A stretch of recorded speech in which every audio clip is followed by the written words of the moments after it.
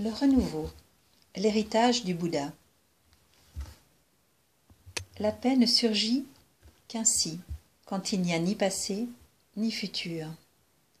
Le futur implique espoir, exploit, but, ambition, désir. Impossible d'être ici et maintenant. Vous courez toujours après quelque chose, quelque part, ailleurs. Pour connaître la paix, on doit être totalement présent, au présent.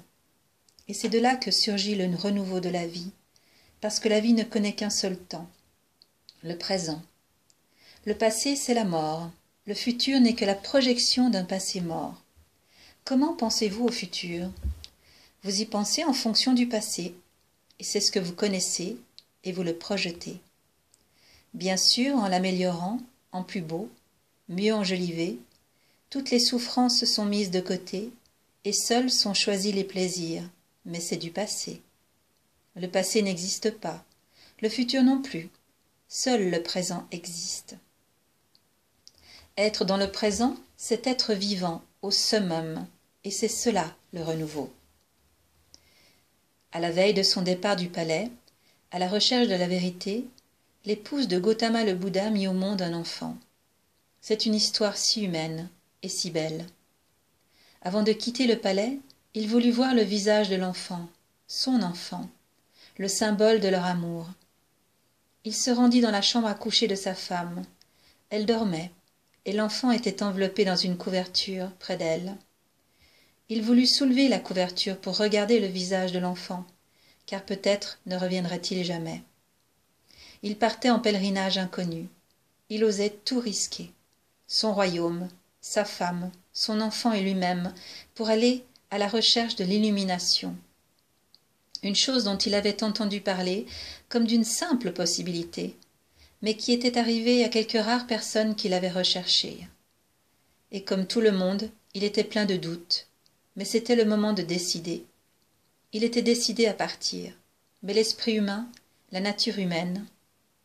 Il voulait juste voir le visage de l'enfant, le visage de son propre enfant qu'il ne connaissait pas. Mais il avait peur. Peur qu'en soulevant la couverture, sa femme ne se réveille, et elle lui demanderait « Mais que fais-tu au milieu de la nuit dans ma chambre? Tu sembles prêt à partir quelque part. » Le chariot était devant la porte, tout était prêt. Alors qu'il allait partir, il dit au conducteur du chariot « Attends. Attends une minute, laisse-moi aller regarder le visage de l'enfant. Il se peut que je ne revienne jamais. » Mais il ne le fit pas, par peur de réveiller Yashodhara, et qu'elle se mette à pleurer et sangloter. « Où vas-tu? Que fais-tu? Qu'est-ce que cette renonciation? Qu'est-ce que cette illumination ?» On ne sait jamais, elle pourrait réveiller tout le palais. Et son vieux père viendrait, et tout serait perdu. Il préféra fuir. 12 ans plus tard, une fois illuminé, la première chose qu'il voulut faire fut de retourner dans son palais et présenter ses excuses à son père, à son épouse, à son fils alors âgé de 12 ans. Il se doutait qu'il serait en colère. Son père était très irrité et fut le premier à le rencontrer. Pendant une bonne demi-heure, il injuria Bouddha. Puis soudain, il réalisa qu'il n'arrêtait pas de crier et que son fils se tenait là comme si rien ne le touchait, telle une statue de marbre. Son père le regardait et Bouddha lui dit « C'est ce que je voulais. Je t'en prie, sèche tes larmes. Regarde-moi. Je ne suis plus le garçon qui a quitté le palais. Il y a longtemps que ton fils est mort. Je lui ressemble, certes, mais l'état de ma conscience est différent. Regarde-moi bien. » « Je le vois, lui dit son père. Je t'insulte depuis une demi-heure, et c'est bien la preuve que tu n'es plus le même. Je me souviens de ton tempérament. Tu n'aurais pas pu rester silencieux une minute. Que t'est-il arrivé? Je vais te le dire, mais auparavant, laisse-moi aller voir ma femme et mon enfant. Ils m'attendent. Ils doivent savoir que je suis là.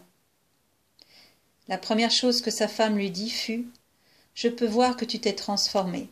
Ce n'est pas ton départ qui fut douloureux ces 12 dernières années, c'est le fait que tu ne m'aies rien dit. Si seulement tu m'avais dit que tu partais chercher la vérité, crois-tu que je t'aurais retenu? Tu m'as grandement offensée. C'est cette blessure que je porte en moi depuis 12 ans. J'appartiens comme toi à la caste des guerriers. Me croyais-tu si faible pour penser que j'aurais tenté de t'en empêcher par mes larmes et par mes cris? C'est ton manque de confiance en moi qui m'a fait tant souffrir toutes ces années. Je t'aurais laissé partir, je t'aurais donné un beau départ et accompagné au chariot pour te dire adieu. Mais maintenant je veux te poser la seule question qui m'a hantée pendant ces 12 ans. Ce que tu as réalisé, et certainement il y a eu réalisation. Tu n'es plus la personne que tu étais lorsque tu as quitté le palais. Tu rayonnes d'une lumière différente. Ta présence a quelque chose d'entièrement nouveau, une sorte de fraîcheur. Tes yeux sont aussi purs et clairs qu'un ciel sans nuages. Tu es devenu très beau. Tu l'as toujours été, mais ta beauté d'aujourd'hui ne semble pas de ce monde. Un état de grâce venu de l'au-delà s'est posé en toi. Voici ma question. Ce que tu as réalisé, n'était-ce pas possible de le réaliser ici, dans ce palais? Le palais peut-il entraver la vérité? C'était une question extrêmement intelligente, et Bouddha dut le reconnaître.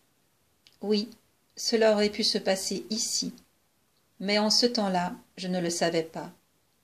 Maintenant je peux dire que j'aurais pu le réaliser ici, dans ce palais, qu'il n'était pas nécessaire de me retirer dans les montagnes, ni d'aller où que ce soit. Je devais me tourner vers mon intériorité, et cela aurait pu se faire et se passer n'importe où.